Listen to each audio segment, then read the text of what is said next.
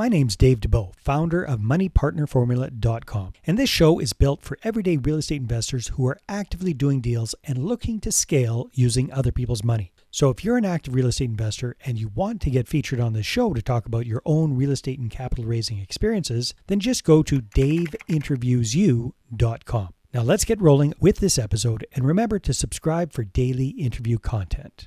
Welcome back, folks. Hey, let me ask you a question. Are you in the midst of getting your real estate investing career going and you're kind of wondering what to do to network and connect with people and meet new investor prospects? Maybe you're a little bit introverted, it doesn't come naturally to you. Well, you're in for a real treat today because our special guest zooming in from beautiful Redding, California, is Mr. Martin Turner. Martin is a real estate entrepreneur. He's getting into the syndication space. He's getting into doing large multifamily deals. He's going from being an LP to being an operator on these kind of projects.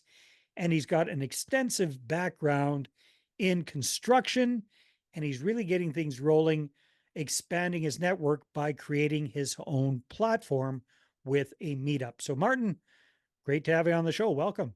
Thank you very much. I'm glad to be here. All right, my friend. So give us a little snapshot of what does your real estate portfolio and your construction business, what do they look like right now as of mid 2024? Sure. So real estate portfolio right now, I'm invested as a limited partner in 224 units in Edinburgh, Pennsylvania. And I've been in that for over a year now.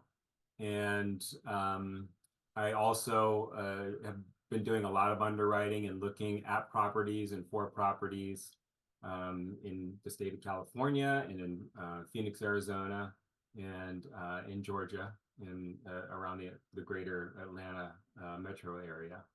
So yeah, I spent a lot of time doing that. And I also kicked off my own construction company to improve my cash flow. So I've been doing that for the last 6 months as well. So what's your background in construction prior to that? Were you working for another construction company, or how did you get all the experience in construction? Sure. Yeah, I got started in construction in 1998. Sounds crazy to say that, but I started out as a superintendent on job sites. I did some work for a landscape contractor and then moved into a building contractor. And then from there, I got more experience on the job site, got a degree in construction management and engineering, and then started working for very large companies. So I worked for large international companies like Gilbane Building Company, and I was a project manager for them. So I did that for all total 20 years. And Wow. some of that was large civil projects, roads, highways, bridges. Some of that was institutional work where we built science buildings on a college campus. All right. So when it comes to construction, you know a thing or two from all levels. I know a thing or two. I've seen everything. I'm not an expert in everything, but I've seen it all. So Yeah. yeah. So what kind of initially sparked your interest in syndications, Martin? How did that come about? I have wanted to invest in real estate. I was so interested in real estate, from my late teens, really. And I started looking at guys that did this. There's a guy named Russ Whitney who's out of Florida. Mhm. Probably dating myself, but he wrote some Well, I books. guess you're dating me too, because I know exactly who you're talking about. Oh, do you? Of Okay. course. Yeah. I throw that name out now to And people are folks going, that I whoa, run into. Yeah, and they have no idea who that is. Russ Whitney, Ron LeGrand, Yeah, all those guys. Yeah. Carlton Sheets. So Carlton Sheets. Yes. yeah. So I've always been interested in that. I love construction. I love building. And I was always interested in the financial aspect and how like a project goes from A to Z, right? Yeah. So I read books and did a little bit of investing here and there. I flipped a property, a ground up build when I was about 28, something like that. And that was Mhm. right before the 9/11 happened and everything changed, right? Yeah. So the market was, completely different. And I got married about that time, and I also got cold feet about about doing real estate. So Yeah. The so world was in a flux, that's for sure. yeah, Yeah. yeah. So that's how far back it goes. And then recently I'm like, I'm not getting any younger. Let me do this. And just, dove in, dove in. Yeah. So yeah. All right. So you made the decision. You kind of had real estate on the back burner for a while, and then you got involved as a limited partner in a syndication, and then now you're looking more at being an active partner. At what point did you realize that if you want to become an operator, part of the job is going to be raising a significant amount of capital? What kind of when was that light bulb moment, and what happened? Well, let's see. I started attending seminars and things like that, and hearing about 506B and 506C, capital raising and all of that. And I was like, oh man, as an introvert, that did not appeal to me. I thought, Mhm. boy, that's not going to be fun, But there was always this discussion of, you can be a part of a team, and you don't necessarily have to bring that skill set. But I did understand that is a significant part of it early on. So, going back to 2022 is when I joined several masterminds and Mm. started interacting with folks, and I started to see, yeah, that's a very important part of this. So, I would say that I kind of stuck with my comfort zone, coming from the construction background. I love finding properties, I love touring them, and doing assessments and things like that. Yeah. But I sort of put that on the back burner, and it came back to bite me. What Also, you put what on the back burner? the capital raising Oh, aspect, what happened? you know. Well, I eventually started doing a land development deal, here where I live in Mhm. Reading.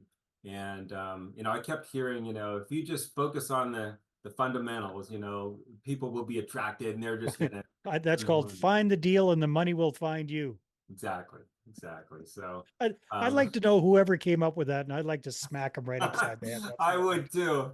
Yeah, especially after that deal. After I put months into this deal, Oh, and I had it all set up, the drawings, I had my trust calcs, I had the package ready to go to the city, and went to close. And I had a few, it's not like I wasn't talking to investors, but I didn't know how to talk to them. mm. And so when it came time to close, there was no money. So yeah, it was Yeah, you had a bunch embarrassing, of you soft know. commitments that did not turn into cold hard cash. Exactly, yeah. So yeah, Oh, frustrating and embarrassing. it is frustrating, but you know what? It's a really good learning experience. You dust yourself up off, you get back up, get going again. So I understand that relatively recently you've decided to be way more proactive with that, and you and I share the fact we're, believe it or not, I'm introverted as well. By Wow. nature. Like I'm not a schmoozer. I don't like going out to networking events and doing all that kind of stuff. So you decided to create your own platform, your own group. Tell us a little bit about that, Martin. Yeah, I mean that came after probably a year, better part of a year, trying to be a part of other real estate meetups. The challenge for me is that I live in California in a fairly remote town, and the closest meetup to me was 2.5 hours away. So That is so um, funny. How yeah. big is Reading?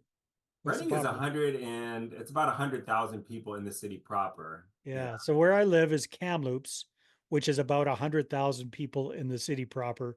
And the Hmm. next decent sized town is Vancouver, which is over 3 hours away. So Okay. yeah, exact same situation, my friend. So yeah, please. Yeah. Yeah, go Yeah. ahead. So So I did join some of the meetups, and I went down there like 3 or 4 times, but then it's like, so oh my sorry, where were you going? gosh. Were you going to Sacramento or I was driving to Sacramento, yeah, yeah, yeah, and yeah, yeah. even a little south of Sacramento. So it was like, and it doesn't take long for you to burn out, when you're Yeah. doing that and working a job and looking for properties and everything and underwriting.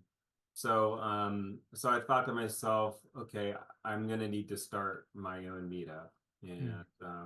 and so I did. I started that, fairly recently. In the last 3, 4 months ago, I think we had Nice. our first meetup, and with that, I realized that it is it's difficult, at least for me, to just go to somebody and say, "Hey, I'm doing a real estate meetup. Do you want to come to that?" I mean, and if I talk to people that maybe I met, 3, 4 years ago, and have kind of interacted, but maybe not very frequently. And if I lead with that, it's kind of like, That's what, weird. What do you yeah. mean? Yeah, what's going on? Yeah. Yeah, yeah. Absolutely. I had one person tell me, this sounds like Amway, something like that. And I'm like, no, no, I assure you it's not. But so what I've done is I think I have the book here. It's called the 2 Hour Cocktail Party, and somebody Okay. recommended this to me, Nice. as a way to build relationships that, Hmm. don't necessarily involve you, at the end of it saying, by the way, who wants to invest their money, right? Yeah.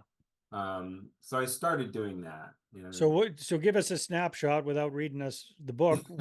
How's the 2 hour cocktail party work in a So they are nutshell?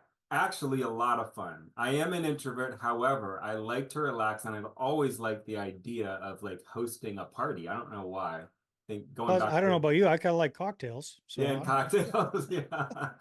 Funny thing is, I really don't drink alcohol, but other people nevertheless, like cocktails. So there you go. That's yeah. non-alcoholic cocktails as well. Exactly. Yeah, and I Yeah. have those Shirley Temples and that kind of thing. But the cool thing there is, I have met a lot of people over the years that I've lived here, and it is a lot easier to say, I just want to keep in touch with people and build new relationships, and so I'm having a cocktail party. Would you like to come? You And know, where do you host it? At your home or out and about? at my house. Yeah. Yeah. Yeah, Nice. we're blessed. We live in a very beautiful area. I mean, Reading it does get hot. I was telling you earlier before we got on that it's been 110 degrees, but Ooh, yeah. it is a beautiful place, and we're fortunate to live in a nice home, and so we got plenty of space for that and a nice backyard. So, we had about 15 people over a couple Tuesdays ago, Nice. and it was great, and really, I mean, the thing, for an introvert is I don't think about like how to do these things. So I needed the nuts and bolts of that book to, say, do this thing and then do that and do icebreakers and, so Very cool. I'm going to get yeah, that book. I've heard of it, but now you've motivated me to get it, and yeah, it yeah, sounds wonderful. Yeah. So yeah. so you did. Was that your first one? Was a couple of weeks ago?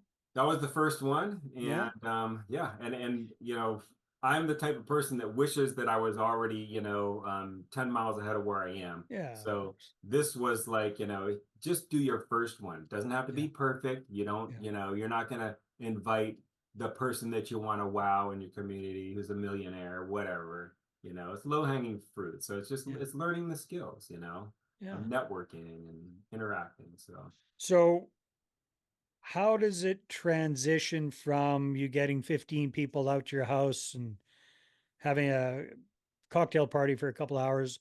How does that transition into the real estate conversation? At what point do you start doing that?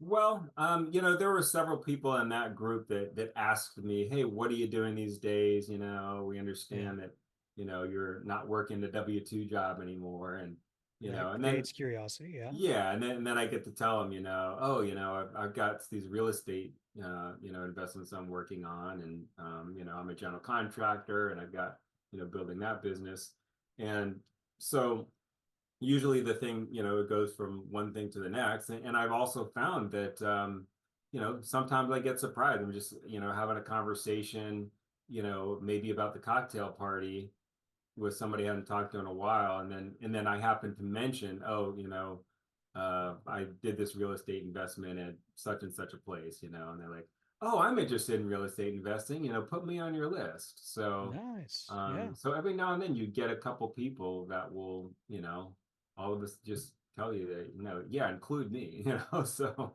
Yeah. Now, there used to be something, kind of along these lines. You probably heard of this. They called it the 30-second commercial. right? Mm, Which I've never been a huge fan of if it sounds too canned, right? So, yeah. but something that I'm working on with some clients right now, it's working really well, Martin, that could work for you as well is like when you're having that kind of conversation, when they say, "Hey, Martin, what do you do?" First of all, just say, "I'm a real estate investor Mm, and we're working with partners and we're getting them really good, steady Eddie double digit returns on their money investing in apartment rentals, apartment building rentals. And at the same time, we're helping them lower their tax bill big time, right? yeah. Something along those lines. That was a little clunky, but that idea, then you kind of stop there. And then if they lean in, what do you mean? How, then you've got them hooked, right? So, Yeah.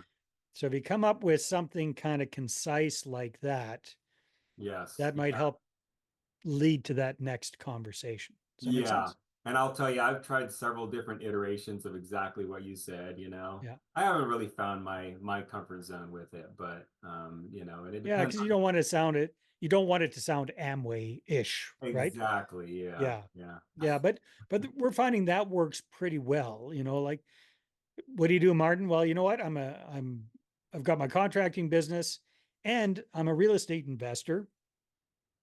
And with partners, we're investing in apartment building rentals, doing really, really well, getting double digit type returns, nice and steady eddy cash flow. And at the same time, because we're investing in these kind of properties, we actually lower our tax bills at Yeah. the same time. So it's Yeah. working pretty well.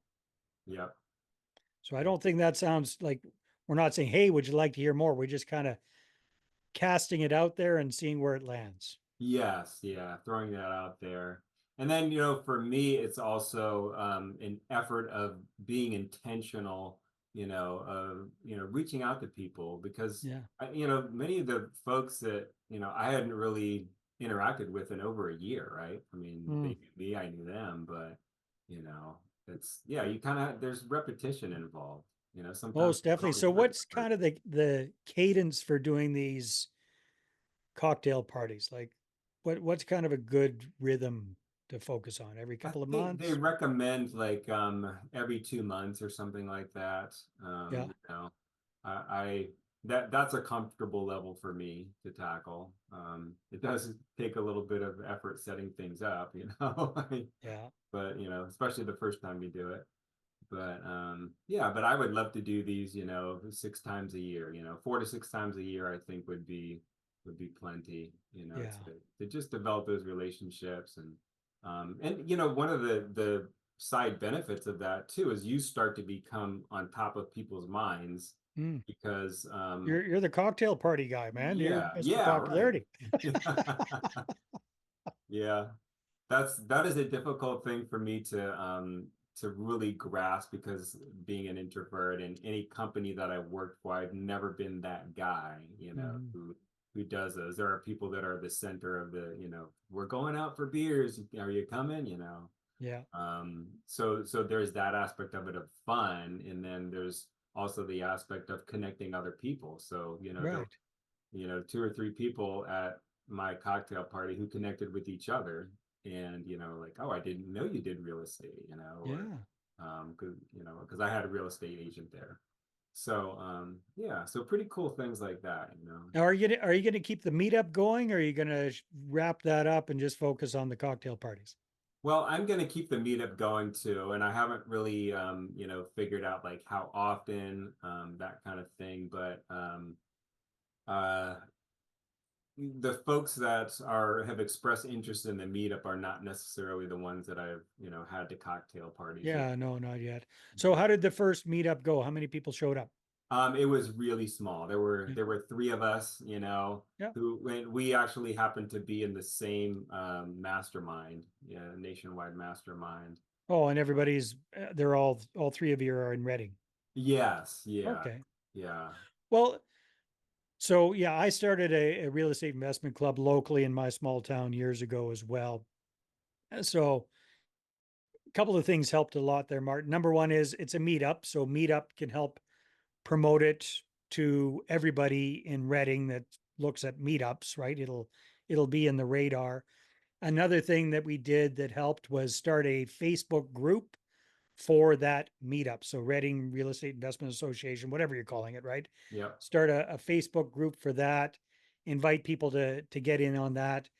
Uh, Putting it in local online event directories. So a lot of radio stations and whatnot kind of have public service things where they help promote local, because it's a nonprofit type thing. So they help promote local groups that are putting on events. So that can help Sure. get the word out. And then a real big trick is keeping a pretty good registration list every single meeting. So everybody comes to the meeting, signs in, you get their name, you get their email address, their phone number.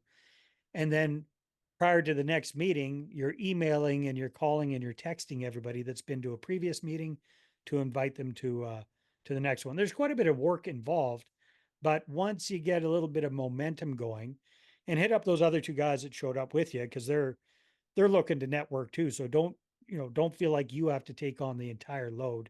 Spread Oh, it out a bit and tell them, hey, your job is to invite 10 people to this thing for next month. If we all invite yes. 10 people and two each show up, then we've doubled our size kind of thing. So if you do all of these kind of things consistently, and then of course you got to have eventually be getting some decent speakers coming in there and providing good value for people. But at the beginning, it could be you guys doing your Yeah. own little presentations about, in your case, one of my favorite presentations is like the 8 different profit centers of a multifamily real estate deal, right? Or you Hmm. could be talking about tips and tricks from a contractor for renovating, doing renovations, or something that smaller type local investors might be interested in. Right. Yeah. Yeah. That's Yeah. excellent. I like that angle, especially having the other members invite people that they know, in their sphere.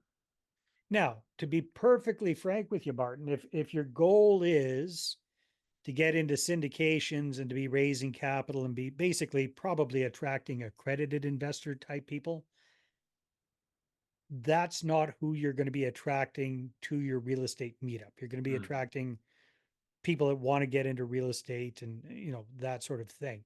Right. So the other suggestion I might have for you, because now you're self-employed, you're your own boss, you've got your own construction company, is get involved with your local chamber of commerce if you aren't already. Join that and go to that and mix and mingle and network there and collect business cards and hand out business cards. And then you've got more people to invite to your following cocktail parties, right?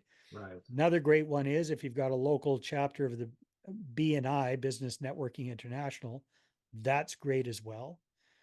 Something that helped me early days was uh, taking a Toastmasters course. Yeah. There's It's fantastic, right? Because a lot of the people that actually take those courses are your ideal person that you want to connect with. They're upwardly mobile professionals who Yes. need to speak better in public. So it's there's all sorts of great networking opportunities, even in a relatively small city.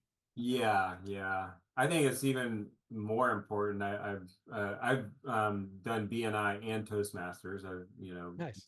brushed up with them. I'll say I've not joined them long term, but in a small town, there tends to be a very closed mindset, and it is really hard if you're from the outside to break into that.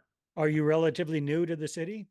Yeah, well, we've been here for about 6 years, and Which could be relatively new yeah. in an old boys club. Yeah. Yes, and I tell you, the first year and a half was absolutely brutal. It was Mm. so difficult to break in. Like people don't trust you, Well, and here's the thing, but 5 years ago you were a lot more introverted than you are now, yeah, right? Now, no, really, because now your context has grown. Now you're stepping into things a lot better, a lot more proactively. You're going to see a big difference if you start yeah, doing these things now. yeah. I'm looking forward to it because despite being introverted, I like socializing. I like talking with people, Yeah. usually in one-on-ones or in small groups.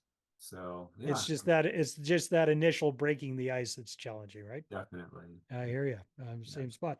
Well, hey, Martin, it sounds like you're up to great things, and you're well poised for success. That's for sure. So if there's some listeners or followers here that would like to connect with you and find out more about syndications or what's going on in beautiful Redding, California, or different things like that, where should they go? Where would you like people to connect with you? Yeah, well, I have a website. My business is called Reflection Properties. And so the website is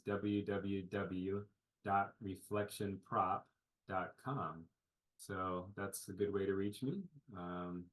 Or you can also, well, my cell number's on there, but yeah, that's Yeah, probably the best. probably the website's probably the easiest place for people to go. So we'll make sure we include that in the show notes.